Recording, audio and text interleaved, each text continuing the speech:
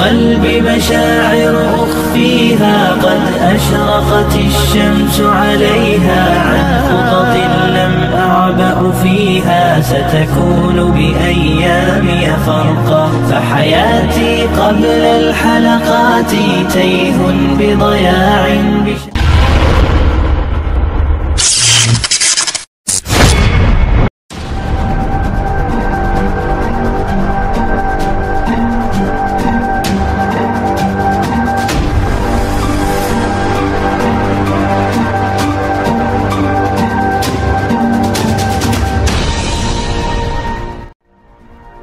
Assalamualaikum warahmatullahi wabarakatuh. Dalam hitungan pekan, orang menganggap hari Selasa adalah hari kedua. Namun dalam bahasa Arab, Selasa adalah angka ketiga. Jadi, hari Selasa adalah hari ketiga dalam hitungan pekan. Sebagian orang Jawa menganggap hari Selasa penuh dengan mitos. Salah satunya adalah larangan untuk berpergian pada hari Selasa. Orang Jawa mengatakan bahwa hari Selasa adalah selo-selone menungso, artinya sepi-sepinya manusia. Selain itu, sebagian juga percaya jika seseorang meninggal di hari Selasa akan mengajak teman. Namun, sebenarnya peristiwa apa yang terjadi di hari Selasa sehingga banyak mitos tentang hari tersebut? Rasulullah SAW pernah ditanya tentang hari Selasa. Beliau menjawab, hari Selasa adalah hari berdarah. Kemudian para sahabat bertanya lagi, mengapa demikian ya Rasulullah?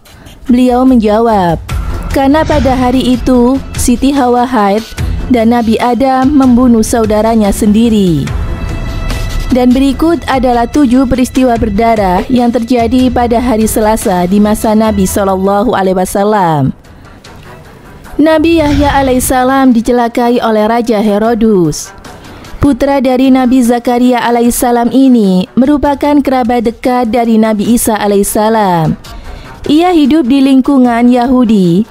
Saat itu ada seorang raja pada masa Bani Israel menikah dengan seorang wanita yang telah memiliki anak. Setelah itu sang raja ingin menikahi anak dari wanita yang sekarang menjadi istrinya. Suatu hari terjadilah pelanggaran hukum agama yang sangat dilarang oleh Nabi Yahya dan juga ayahnya tersebut. Raja tersebut bernama Herodus yang berencana untuk menikahi anak tirinya yang bernama Herodia. Mengetahui hal tersebut, Nabi Yahya alaihissalam sangat menentang keputusan Herodus. Maka berdasarkan hukum Taurat, dilarang untuk menikahi anak tirinya sendiri. Seperti sama-sama tidak menerima fatwa tersebut, Herodia yang tidak menginginkan pernikahannya gagal merasa geram dan menyuruh Herodus untuk membunuh Nabi Yahya. Ditangkaplah dan dipenjarakan Nabi Yahya alaihissalam, lalu dibunuhlah ia sesuai dengan permintaan kekasihnya Herodia.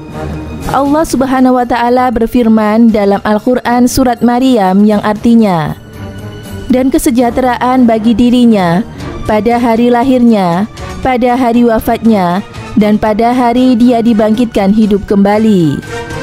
Raja Herodus pun diberikan azab yang pedih oleh Allah Subhanahu wa Ta'ala sesuai firman-Nya dalam Al-Quran surat Ali Imran ayat 21 yang artinya, sesungguhnya orang-orang yang mengingkari ayat-ayat Allah dan membunuh Nabi tanpa hak dan alasan yang benar, dan membunuh orang-orang yang menyuruh manusia berbuat adil, sampaikanlah kepada mereka kabar gembira, yaitu azab yang pedih.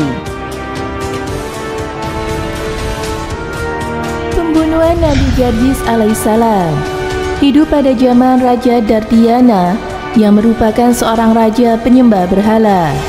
Nabi Jarjis merupakan hamba Allah yang soleh dari Palestina.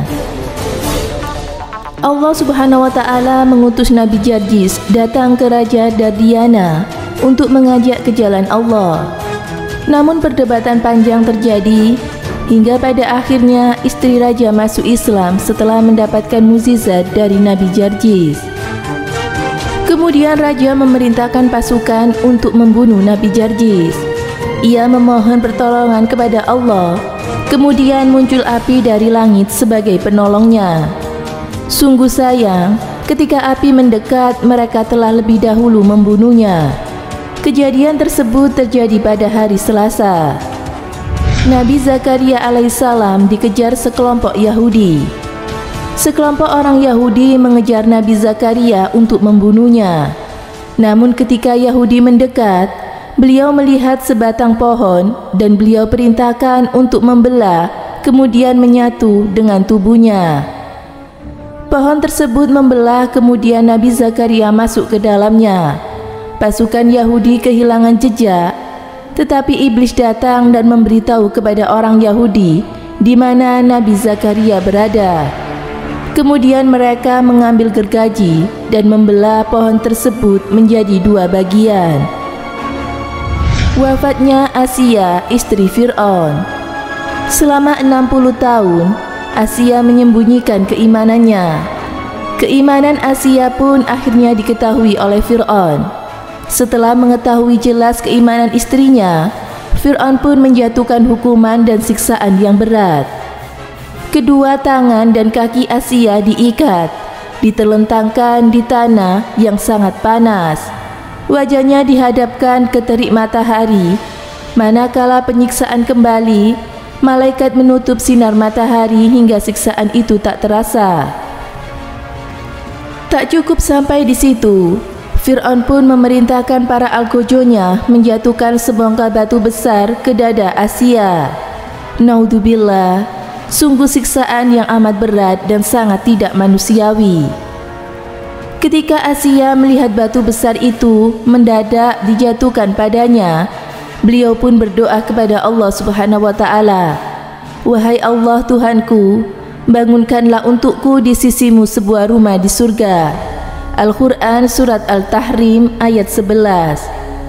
Allah Subhanahu wa Ta'ala pun memperlihatkan sebuah gedung di surga yang terbuat dari marmer berwarna mengkilat. Asia sangat gembira, lalu ruhnya keluar menyusulnya. Kemudian barulah batu besar itu dijatuhkan pada tubuhnya. Beliau tidak merasakan sakit karena jasadnya sudah tidak bernyawa. Mengetahui kekejaman Fir'aun tersebut, Allah Subhanahu wa Ta'ala berfirman, "Dan Fir'aun yang punya pasak-pasak atau kekuatan yang sangat dahsyat, mereka orang-orang yang melampaui batas di sejumlah negeri." Al-Quran Surat Al-Fajr ayat 10-11. Penyembelihan lembu Bani Israel. Ada dua orang kakak beradik yang sangat fakir. Mereka memiliki paman yang sangat kaya raya dan tidak memiliki pewaris.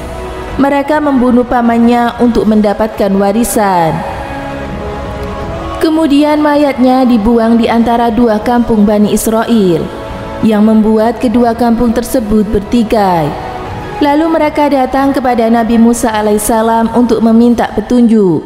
Kemudian Nabi Musa berkata, "Sesungguhnya Allah Subhanahu wa Ta'ala memerintahkan kalian menyembelih lembu, namun mereka tidak melaksanakannya."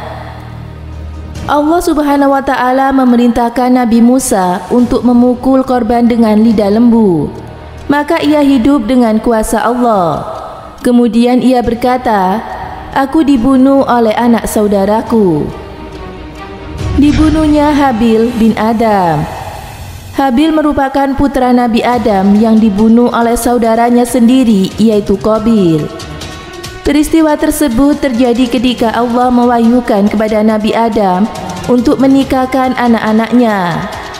Habil tidak terima dengan keputusan tersebut dan menentang perintah Allah Subhanahu wa Ta'ala. Kemudian Nabi Adam alaihissalam memerintahkan kedua anaknya untuk meminta hukuman kepada Allah dengan membawa kurban masing-masing. Qabil membawa hasil panen dan Habil membawa kibas sebagai kurban yang diletakkan di Bukit Mina. Allah Subhanahu wa Ta'ala menurunkan api tanpa asap dan membakar kurban yang diberikan oleh Habil sebagai tanda ampunannya diterima. Tapi tidak dengan kurban dari Qabil.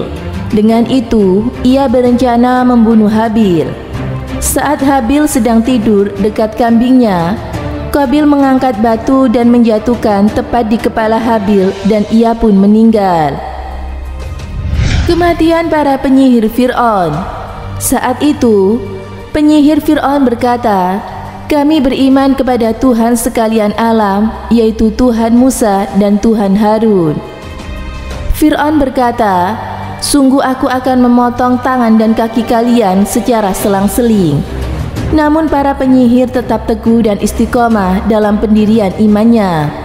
Maka Fir'aun memotong tangan dan kaki mereka serta menyulam mereka dengan pelepah kurma.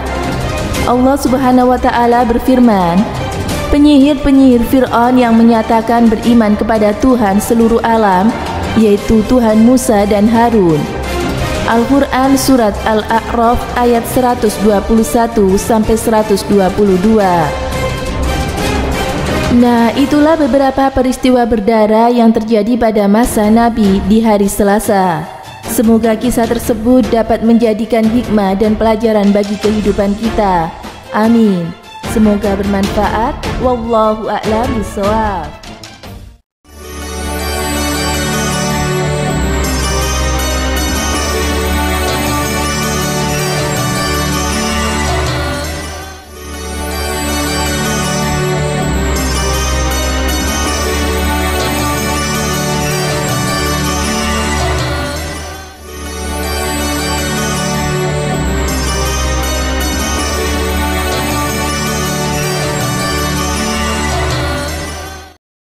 Assalamualaikum warahmatullahi wabarakatuh. Pemirsa Amirul Mukminin yang dirahmati oleh Allah Subhanahu wa Ta'ala, dalam pandangan Islam semua hari itu adalah baik.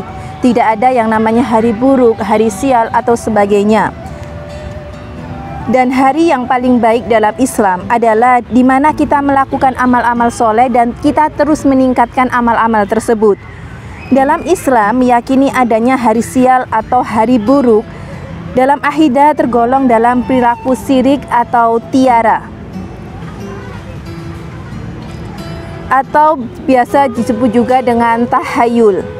Contohnya perilaku tiara adalah dalam hadis Bukhari dan Muslim disebutkan, jika seseorang ketika hendak berpergian lalu tiba-tiba dia melihat burung yang terjepit atau burung yang tiba-tiba mati di depan rumahnya, kemudian timbul di dalam hatinya prasangka akan adanya kesialan ketika dia akan pergi, maka itu tergolong dalam sikap tahayul dan dalam bentuk kesyirikan atau menyekutukan Allah. Ibnu Qayyim radhiyallahu anhu mengatakan bahwa tahayul artinya merasa sial ketika melihat sesuatu atau adanya tanda-tanda sesuatu atau mendengar sesuatu yang dia isyaratkan bahwa itu adalah pertanda akan adanya kesialan yang akan menimpa dirinya. Semoga kita dijauhkan dari sifat-sifat yang demikian dan selalu berada di lindungan Allah Subhanahu wa Ta'ala. Amin. Semoga bermanfaat. Wallahu a'lam bishawab. Wassalamualaikum warahmatullahi wabarakatuh.